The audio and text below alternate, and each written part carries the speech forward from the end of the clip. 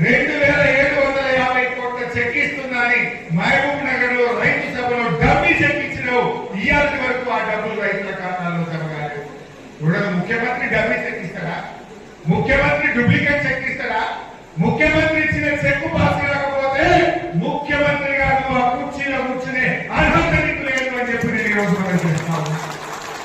November 30 జనవరి 26వ తారీఖు, December 30 జనవరి 30 2 నెలలుగా నువ్వు ఇచ్చిన చెక్ పాస్ కాదా? మొన్న నీ మంత్రి దామోదర్ రాజు నరసింహ చెప్తున్నాడు, ఇంకా చెక్ పాస్ కాలే, చెక్ పాస్ కాలే. ఏదో ఊళ్ళో పోతే జనం నిలదీస్తే మీ ఊళ్ళో ఇంకా 123 మందికి రుణమాఫీ బాకీ ఉందని దామోదర్ రాజు నరసింహ చెప్తున్నాడు. ముఖ్యమంత్రి ఏమో రుణమాఫీ అయిపోయింది అంటాడు. నువ్వు ఇచ్చిన చెక్ ఏమో ఇంకా పాస్ కాదు. ఏ ఊరికి పోదాం ఖచ్చితంగా, ఏ ఊరికి పోదాం మహబూబ్ నగర్ జిల్లా ఎక్కడ పోయినా 1 లక్ష లోపు రుణమాఫీ ఇంకా కాలేదు.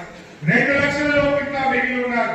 2 లక్షల మీద ఒక్కరికి కూడా రుణమాఫీ చేయకుండా రైతుల ఉసురు పోసుకున్నాడు రేవంత్ రెడ్డి. ఇన్ని పచ్చి అబద్ధాలు. 21,000 కోట్లు ఇచ్చిన మాట్లాడండి. అలా నువ్వు ఇచ్చిన 2750 కోట్ల చెక్ పాస్ అయితే కదా 21,000. ఆ చెక్కే పాస్ కాకపోయా, పాస్ కాని చెక్కులు కూడా కలిపి 21,000 కోట్ల రూపాయలు రుణమాఫీ చేసినని మాట్లాడు రేవంత్ రెడ్డికే చెల్లింది. ఆనాడు ప్రతిపక్షంలో ఉంటే అన్ని అబద్ధాలు, అబద్ధాల పునాదుల మీద అధికారంలో వచ్చిన కాంగ్రెస్ నేడు పరిపాలనలో కూడా అవే అబద్ధాల పరంపర కొనసాగిస్తున్నారు. చెక్కు పాస్ అయ్యాలని పైసలు ఇచ్చిన అక్కడి ముఖ్యమంత్రి. మరి 22,750 కోట్ల చెక్కు మహబూబ్ నగర్ నుంచి హైదరాబాద్ చేరలేదా? ఫైనాన్స్ డిపార్ట్మెంట్ కు చెక్కు ముట్టలేదా? ఫైనాన్స్ డిపార్ట్మెంట్ లో ఎందుకు చెక్కు పాస్ కాలేదు?